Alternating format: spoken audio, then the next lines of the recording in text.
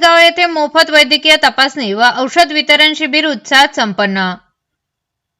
प्रतिनिधी Yusuf Pathan, Maharashtra Bhushan news, Malegaon. Chalisgaon Qadriya education and social welfare society संचालित national high school Chalisgaon यांच्या मैदानावर दिनांक 11 जानेवारी 2026 रोजी अला हजरत फाउंडेशनच्या वतीने भव्य मोफत वैद्यकीय तपासणी व मोफत औषध वितरण शिबिराचे आयोजन करण्यात आले। या उपक्रमात मोठ्या संख्येने नागरिकांनी सहभाग नोंदवून आरोग्य तपासणी करून मोफत औषधे घेतली। या कार्यक्रमात शकील सुभानी सर यांनी शिबिरामागील उद्देश प्रभावीपणे मांडले। शिबिरात शहरातील व परिसरातील नामवंत डॉक्टरांनी आपली सेवा दिली।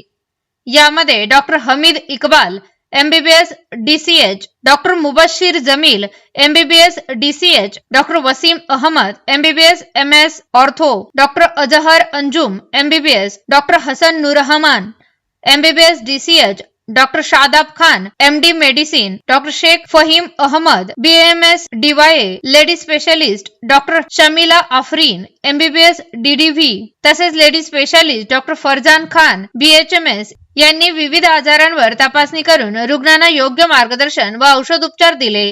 या शिबिराचे चीफ गेस्ट म्हणून मुंबई येथील धोराजीवाल फाउंडर होम्स इंडियाचे हाजी रेहान अनवर साहेब उपस्थित होते। कार्यक्रमाचे सूत्रसंचालन शाहिद सर यांनी केले।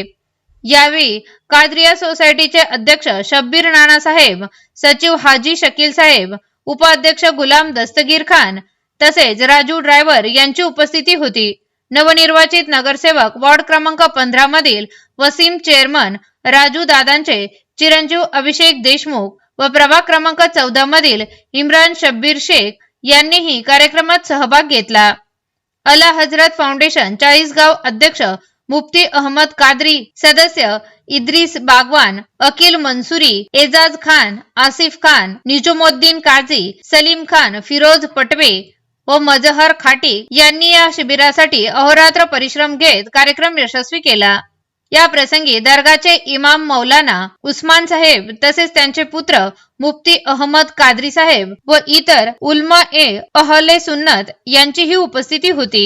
याच कार्यक्रमाच्या निमित्ताने चाळीसगाव येथे OPD सेंटरचे उद्घाटन करण्यात आले असून या केंद्रामार्फत आता नागरिकांना नियमितपणे मोफत तपासणीची सुविधा उपलब्ध होणार आहे।